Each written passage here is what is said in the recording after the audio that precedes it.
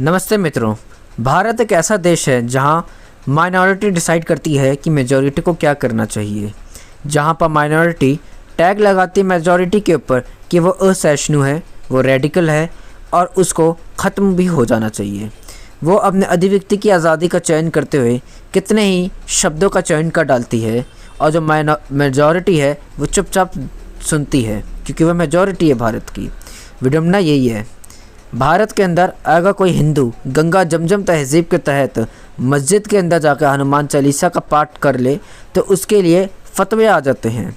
वहीं पर अगर मुसलमान गंगा जमजम तहज़ीब का पालन करते हुए मंदिर के अंदर नमाज अदा कर देता है तो भारत के अंदर 0 सन्नाटा, कोई कुछ नहीं बोलता है। सेकुलरिज्म अलग तरीके का है, अलग लेवल का है। यहाँ पर सेकुलरिज्म ख़त्म नहीं होती भारत की।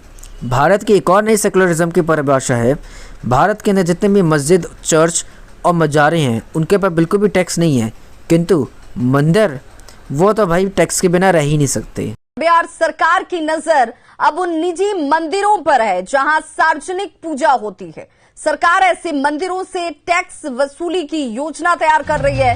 अब अगर आपके घर में मंदिर बना है और उसमें बाहरी लोग भी पूजा अर्चना करने के लिए आते हैं तो उस मंदिर को सार्वजनिक माना जाएगा। मंदिरों को देना होगा 4% का टैक्स। 1 दिसंबर से धार्मिक न्यास बोर्ड चलाएगा अभियान। बोर्ड ने सभी जिलों के डीएम से मंदिरों की सूची मांगी है। आपने ये न्यूज़ पहले सुनी होगी या सुन चुके होंगे अभी जो मैंने प्ले की। इसके तहत आपको लगता है कि भारत काफ़ी ज़्यादा सेकुलर है, बहुत ज़्यादा सेकुलर देश है ये भारत।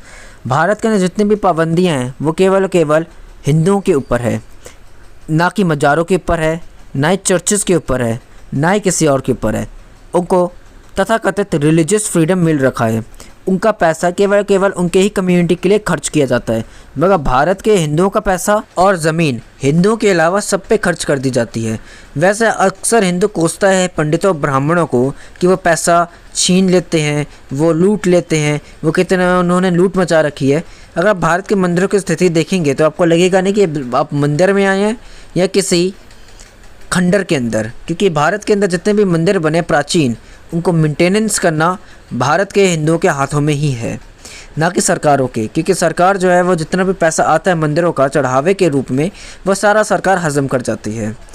उसमें से जो हमारे सेकुलर गवर्नमेंट है वो मुसलमानों को भी देती है। उसमें से ही चर्चेस बनते, उसी से मस्जिदें बनती, उससे मदरसे बनते, उससे कॉन्वेंट्स बनाए जाते हैं, मगर उससे एक भी गुरुकुल नहीं बनाया गया, उससे एक भी गौशाला नहीं बनाई गई।